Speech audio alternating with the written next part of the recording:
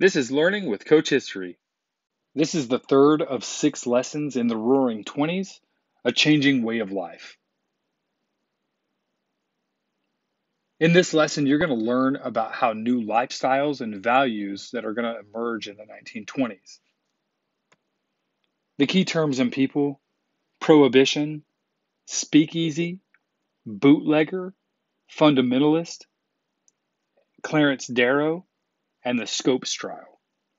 The 1920 census showed a change in America.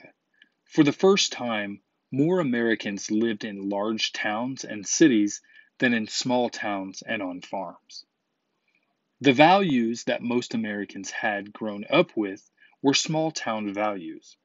They included conservative moral and social standards, hard work, and close family. By the 1920s, urbanization, or the movement of Americans from rural areas to cities, had increased. New York, Chicago, and Philadelphia had become huge cities. There were over 65 cities with more than 100,000 people. Urban values began to dominate the nation.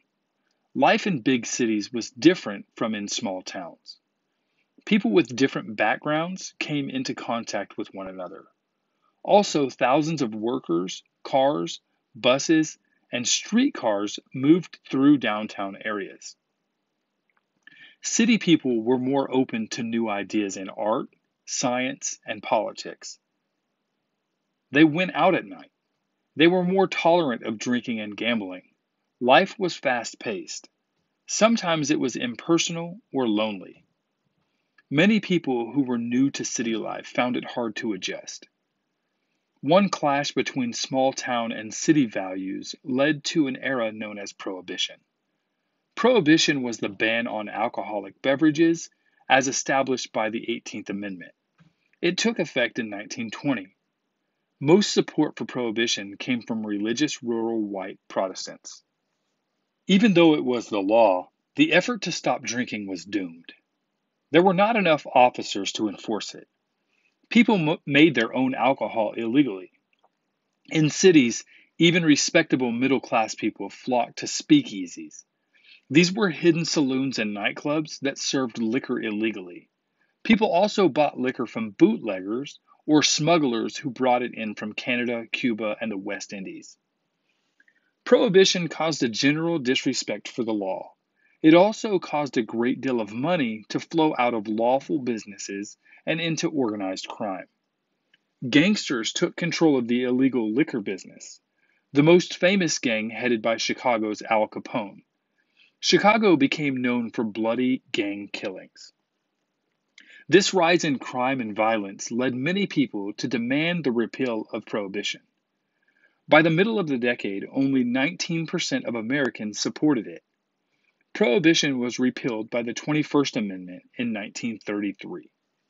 During the 1920s, the nation saw the rise of Christian fundamentalism.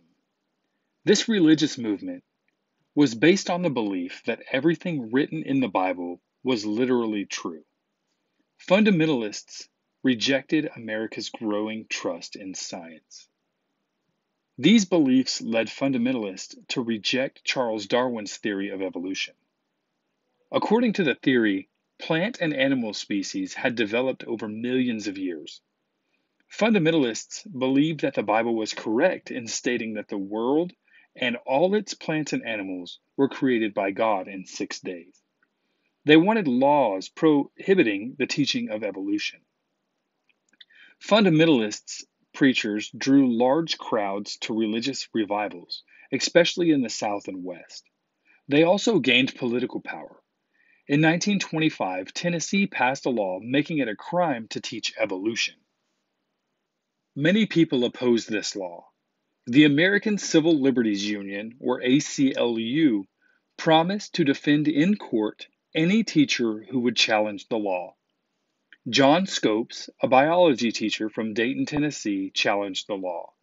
He openly taught about evolution. He was arrested, and his case went to trial. The ACLU hired Clarence Darrow, the most famous trial lawyer in the nation, to defend Scopes. William Jennings Bryan was the prosecutor.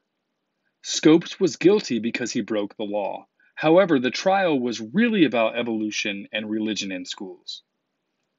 Reporters came from all over the world to cover the Scopes trial. The highlight of the trial was when Williams Jennings Bryan took the stand. Darrow questioned Bryan until Bryan said that while the earth was made in 6 days, they were not 6 days of 24 hours. Bryan was admitting that the Bible could be interpreted in different ways. Even so, Scopes was found guilty. His conviction was later overturned by the state Supreme Court, but the ban on teaching evolution remained a law in Tennessee.